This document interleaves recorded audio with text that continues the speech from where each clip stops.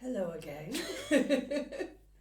So on the last video we spoke about OCD, and um, would you be able to describe OCD and what that's, how that impacts you, what that's like for you? Because sometimes we might feel that we only do one thing or we do one prominent thing, but quite often that we can have lots of OCD habits. So could you tell Yeah, me about yours?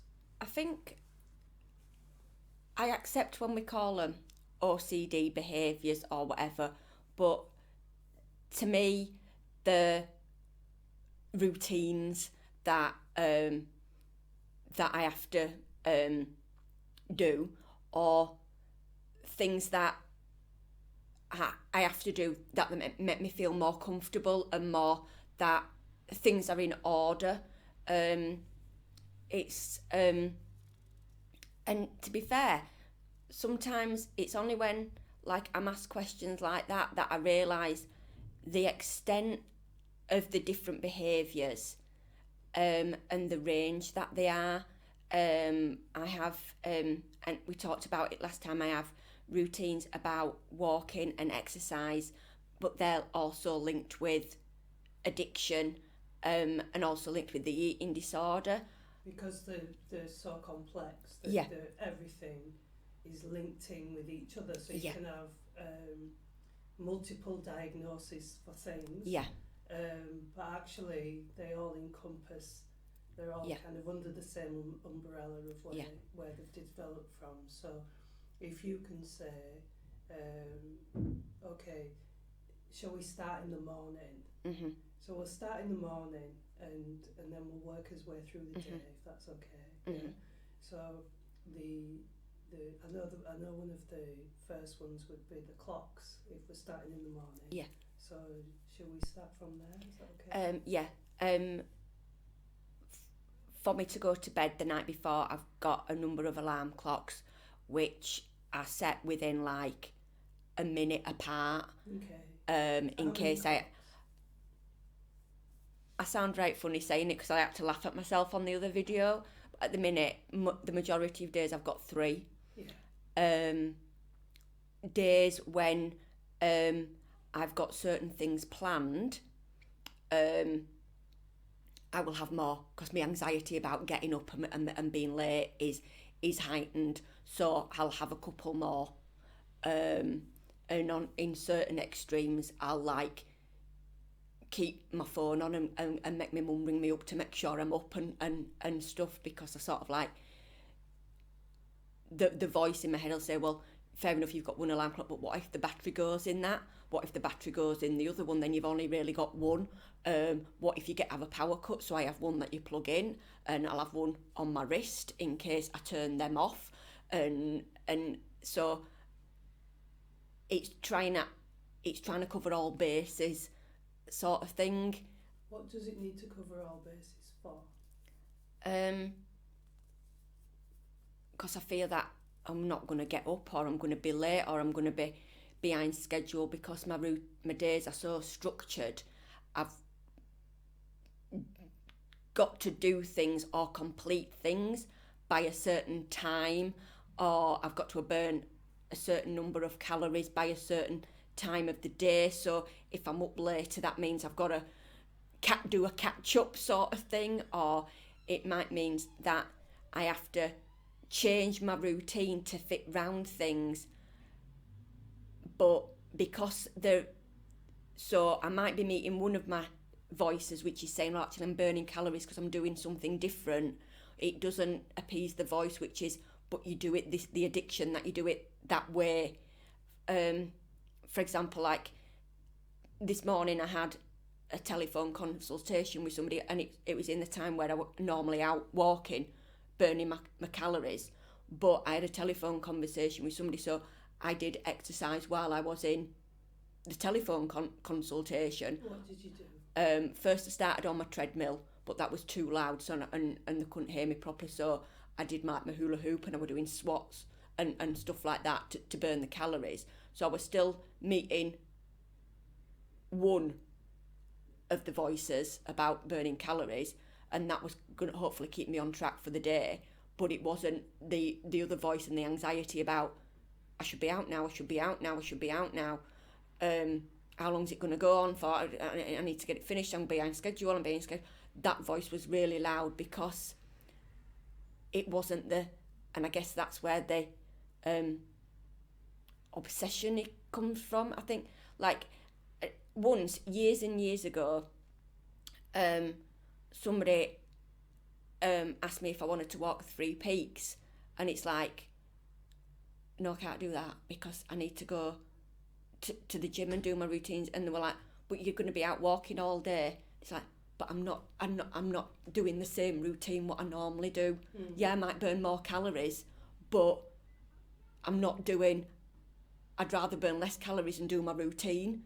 What does it feel like talking about this right now?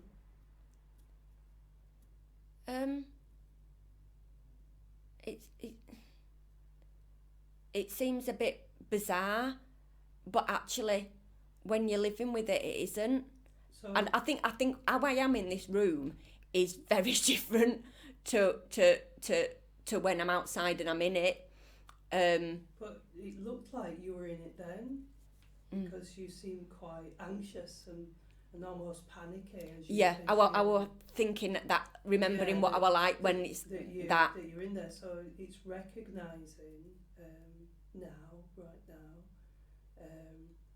that when you're here, you don't need to do or think about the routines, but as you're talking about it and you're going into the story of it, it's like taking you into its movie almost, and then you're reminded, and the emotions are reminded of your OCD as you're in the story.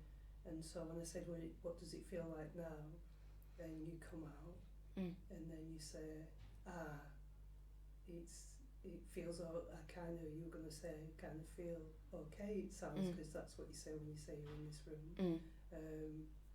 But can you realise that that's where it is? It's a story. It makes sense when you say it. Can you realise it's a story now? What right now in this moment, as you went into the story, you changed, and then when you've come out of the story, you do you feel calmer? Yeah. Because like if you said, now do you need to do your routines? Like, no, I don't. No. But as soon as I get out of here, I'll be looking at my watch and thinking, what time is it? What am I on schedule? Am I not on schedule? The story meets you again, right? So, if you said that you were going to be late, what's the worst that's going to happen if you're late? Is something going to happen, or is it just the stories, the voice? Yeah, I feel that if I'm going to be late, like, one, I'm going to be behind schedule with all my other routines, and that jeopardises them, and then I've got to play catch up. But if I'm going to be late for something, it's like that's like I plan everything, so everything's to the second. So what time I'm going to, if I'm going somewhere, what time I'm going to leave, how long I'm going to be there, what time I'm going to, everything's planned to a timetable. And I get anxious that some of my like now they keep saying, oh, there's going to be bad weather. It's like, well, what if I can't get out? What if I can't do this? What if it's that, like, part of my exercise? What if the gym's shut? What if this? What? I'm always thinking, and it's always like just so loud and so worrying. So have you never walked in the snow before? Yeah, but I just think I'm going to wake up and it's going to be 10 foot of snow, and so I'm not going to be able to get out of the house. And I have, when it's, I've, to stick in with my routine, I've been out there walking and doing my routine, walking or running in thicker snow, raining, pouring it down, bitter cold, freezing, dark, whatever. I don't recognise safety or anything. The overriding thoughts is, I've got to get this done. I've got to get this done. Well, I think sometimes as well, we normalise unhealthy behaviour. And so what your brain's doing is what society does as well. So you might get a message on your phone to say that it's going to snow, but it's okay because Northern Grid are going to take care of anything. So just give them this number. It's like there didn't used to be things like that. And human beings have survived. We've survived from caves. So why has the planet become so scary? And even the weather. It's like we determine things. We can tell a bad story about something or a good story. So we can play in the snow and have fun, or we can tell ourselves a scary story that it's going to snow. It's like there's going to be a certain amount of snow. Do you need to be warned about that, really, that it's going to snow? Do you need to be warned that it's going to rain? No. Can't you just go out and put an umbrella up? Do people not have showers? Is the water that bad that outside? So it's these things that we get, we're always told or warned about, weather warning. It's like, why do we need a weather warning? If it snows, people are going to drive on the north. They're going to get stuck in the cars on the north, and they're going to drive carefully on the north. But ultimately, do we need to be told? Are we rendered useless? Do we not have our own mechanisms, or do we stop using them? It's just another anxiety for me to think about, because I panic about, like you say, what are my days like from getting up on a morning. Like every Tuesday is a Tuesday. I have a Tuesday routine, I have a Wednesday routine. So if you said, I'd say I've got no plans for the rest of the year, but a year on a Tuesday I'll know what I'll be doing. And that kind of thing. It's like and that could, the other things what I'm saying as well could tap into into you thinking about the weather this morning when you don't really have to think about it. The other thing that might tap into that is time. We invented time. So time is a stressor, because then we talk about time all the time. So what we do is when you're a child, you learn to be stressed by time, because you have to go to school and people are then shouting, we can't be late, come on. And everybody's stressed by time, so you get programmed by time, because people are like, I hate being late and I don't like to be late, and there's a thing about being late, and everything's about time. I need to do that on time, or I haven't had a baby yet, I should have had a baby now, I should be in a relationship by now, time's ticking, time. I should have done this, I should have that, and then it becomes our prisoner. We become a prisoner. It does make me feel bad when I don't meet my time scales, or I fear that my time scales are going to not be met. Exactly. I think it makes me a bad person. When we've normalised these things as well, so people have a thing about time, because we've used time as a fear. Look, you're getting older and there's a time. So these things are in society that we've taken in and have been used. And then I'm not saying you've got your OCD from there, because yours is based on fears, not only fears because of the weather or time, but because of fears that you already suffered. So you already suffered and you're trying to keep yourself safe. Yeah, it's like the night. It's not the night before. I've got to have my clothes ready for the next day by a certain time, because I worry that I'm not going to have enough time the next morning to actually get my socks out of the drawer. So I've got to have all my clothes out and laid out and everything ready by 4 o'clock the day before. And it's like, I've got to do it. I've got to rush. I've got to be home because I've got to get my clothes out by 4 for next day. And so my routines and like OCDs or whatever you call them, they're about, some of them are about calorie burning and exercise and walking, but some of them are about having things in certain places, the way that where I put things in my house. None other thing that I see on telly or that people make a joke about. Nothing's to do with cleaning. I have my routines are about things in certain places, things that when I go to bed, I can leave a mess, but it's got to be a mess in a certain place, and it's got to be a mess like this kind of mess, or I've got to put the remote control from the telly in a certain place before I go to bed. And those are like, those are my kind of routines, not with the cleaning and stuff. As well, previous to this, that you have to have the curtains in. Yeah, I have to pull them and unpull them in a different way. So sometimes I'll just end up stood there pulling them and opening them, pulling them and opening them. It's like, all right, done that now. I can go to sleep, and you know. And what is the voice that tells you it's okay now? I don't know. It just feels that's that task completed. I can move on to the next one. So it allows me, it won't let me go any further because of the anxiety, and the thought won't go, it's in my head all the time. I can't go, right, I'm not going to do that, I'm just going to go to bed. And it's like, well, no, because there's no chance I'll sleep, because I'm just going, you should have done that, you should have done that, you should have done that, you should have done that. Who's the one that's watching all this? When you said it won't let me go any further, but you're none of this. Yeah. This is an ego thing. Yeah. That's in you, egoic thinking and recorded thinking, that's made up of story, because our lives are made up of stories, and it's made up of story, and it gives you a feeling. So just as if someone told you a joke, you'd have a feeling, you'd laugh or you wouldn't. So that's what it does, thoughts and feelings. Does it mean they're true? No. But it just means we believe. But when I'm on that when I've locked my door and I'm checking it and checking handle and nearly pulling blooming handle off the door, it's like 1, 2, 3, 1, 2, 3, 1, 2, 3. I walk to end at path. Did I lock the door? Go back. 1, 2, 3, 1, 2, 3, 1, 2, 3. Yeah. Then I'm sure I've locked the door. I'll do it again. And it's like in certain numbers, in certain routines, and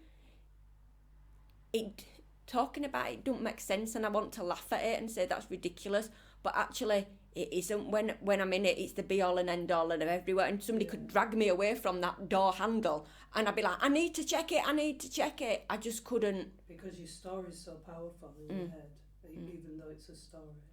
But then, if you were with me and you locked the door, I would not check it or doubt you in any shape or form. Because? I don't know. Right. It's when I'm doing things that I'm... So are other people safe and you're not? Yeah, it's like if you said, right, I've checked the alarm clocks, you can go to bed. Like, all right. So you need permission? Yeah. Okay. It was like when I used to live at my mum's, I couldn't go to sleep on a night without saying the words, don't forget to wake me up in the morning. Even though I had my 7 alarm clocks and all set and this and I'd done my routines and everything like that. And if I got interrupted in between my routines, like the dog came in or my mum and dad said night love or something, like, oh, I've got to start again now.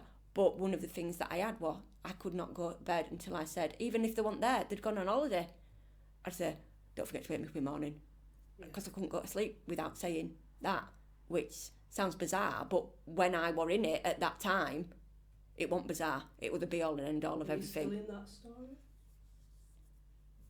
It's a different story, yeah. Like I was checking my alarm clocks because I had that appointment this morning, and so I was like last night, extra alarm clock come out, clothes out, everything out, treadmill ready, everything. Right, so who changed the story? Who decides to change the story?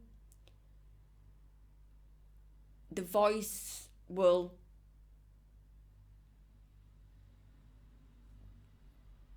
try to adapt to the nearest thing of what I can do. Like, I should have been walking this morning when I was on the phone call, so the nearest thing was to go on the treadmill. Who is the voice? Where does it come from?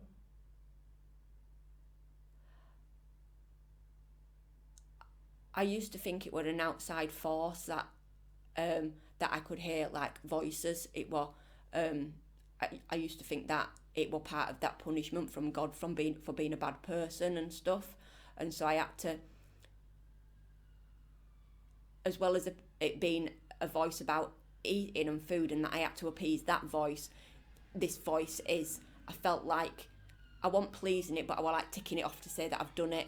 I've done that routine, I can move on to the next. I'm not going to get punished. I felt that I was like achieving something or pleasing something or doing something right by completing that task, and so I were able to move on to the next one. It did feel as if it were an outside force. What does it feel like now? That it's in my head. It's like how we've described it, like being the ego. It's got it's, I can't say what it sounds like. It's just a voice, but when we talk about it, there's like links that I can see that to might be a voice of somebody I've come across who's criticised me, or it might be not the voice of the person who abused me when I was little, but the link between that. Okay, so when you see it as the voice isn't real, it's just an interpreted story that you're carrying, and you realise that's what the voice is, then if it's not real and it's just an interpretation, is it actually then talking to you? No, it's just playing and doing the same thing regardless of. So then, because it's playing, because if it was you, really, logically, what you'd say is, when people get told to write affirmations, do they ever get told to write bad ones? You wouldn't write a bad one and say, do you know what I'm going to do? I know, I'm going to spend the majority of my life doing OCD. So the way I'll do it is, like, how do you do it? Well, you have to repeat things. Okay, so I'm going to keep repeating this to myself, and then I'll have to do it. So, because when I have a thought, I'll have a feeling, and that's what I'll do. So I'll do that, and I'm going to start. I might start that today, actually. You wouldn't. No one would ever do that, really, would they? So that would be you saying, that's what I'm going to do, and you'd never write a bad mantra about yourself, but you keep hearing one in your head. Yeah. And it's not you saying it, because you don't logically elect, or from your frontal lobe elect to say these things to yourself.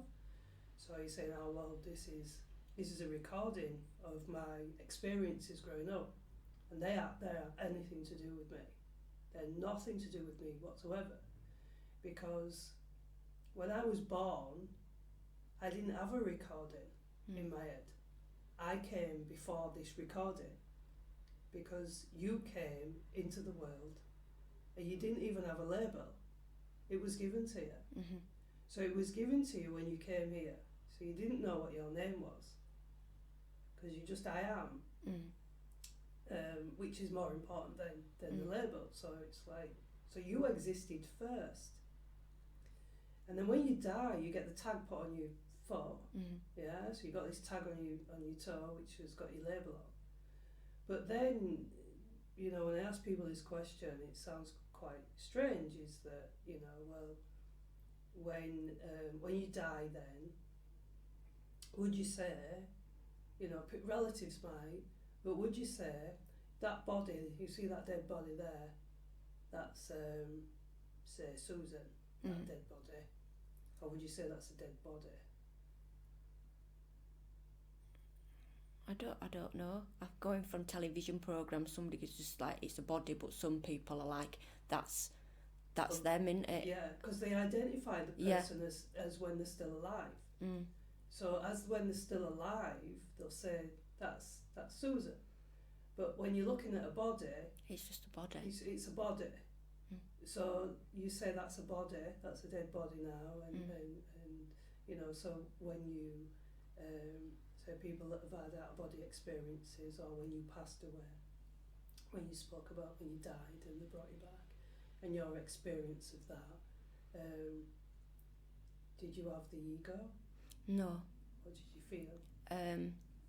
I felt at peace. I felt there weren't any voices like my voices that are in my head. I felt I was just observing. I wasn't speaking. I was just observing, and I could see it. It was like I was not hovering, but I could see what was happening to me. So I was like up here, or what I could see was from this angle, and I could just see my body and the medical staff working around me and stuff to resuscitate me and saying stuff about that my temperature had gone really low because I had hypothermia and multi-organ failure and stuff. So I could hear what they were saying, which sounded at a distance. So they were working on your body, but they wasn't working on you, because you were over here. Yeah. So they didn't say, well, we don't work on the body because she's there. Yeah. They didn't know you were there. No. Yeah, so then who are you? Because if you think when the body dies, there's no voice. Mm. You can't hear voices from the dead body, the ego chattering, can you? You can't hear it. Mm. So the ego can only exist when the person's alive, because the person gives the ego attention. So that's like how it's a recording. I can see it, that it's a recording, because it's something that needs power and the body to work, the body to work for the recording to be activated to record, just like you need to plug in a tape recorder. And so they were working on my body. At no point did anybody say, oh, the spirit's dying, or we need to work on this. It was, this part of the body is shutting down, this is happening to the body, and that stopped the voices and stuff. I was just, remember, I was looking down, seeing all this activity, not feeling anything, not feeling frightened, not feeling scared, not feeling, what is this, what's happening. So I was just observing and quite peaceful. So that's similar to the exercise we do when we drop everything, and then I ask you questions, and you don't have the ego because you can't hear it, it goes quiet, and then when you kind of come back into you, or you connect back to your ego, you can hear it again. Yeah, and it's loud. It can be really loud, or a little bit less loud, or it's how threatened it feels, or how I feel about myself. Yeah, so you can in that instance feel yourself come away from the ego, and then go back, and you know that. The louder it is the harder it is to distance myself from it. Separate. Yeah. And so it's like being you're at a garden edge with somebody, and you can hear them, and you're very interested in what they're saying. Yeah, it's like if you see some people gossiping, it's like sometimes I'm actually in conversation with them, joining in, and I haven't got a clue to outside world. You've got all the emotions. Yeah. You've got an opinion, and I'm right in there with them. Right in there. And that's the relationship that we're having with this recording. Yeah. Is that we think it's us.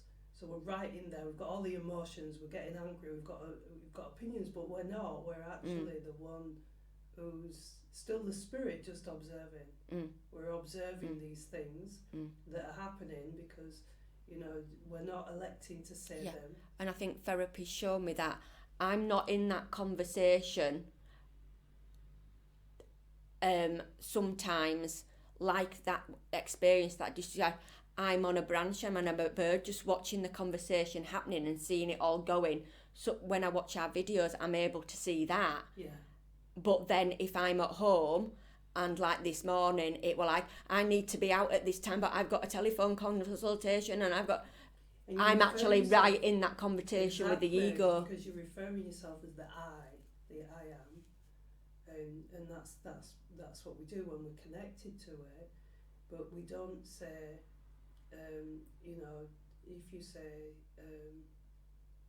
the I feels pain, so you say I feel pain, but you don't say me pain, but yet we say me, but we don't say me body, because it doesn't make sense, does it, to say that? So, and it would make sense to say that, because we'd make it make sense, because all the other words that we say are made up, and we make them make sense, because we make stories or we make stories up that don't make sense, such as the OCD, but it makes sense that you want to keep yourself safe, so you've developed a story to reenact danger, so you can then reenact making yourself safe over and over and over again, because you don't feel safe from what happens. And it's like that.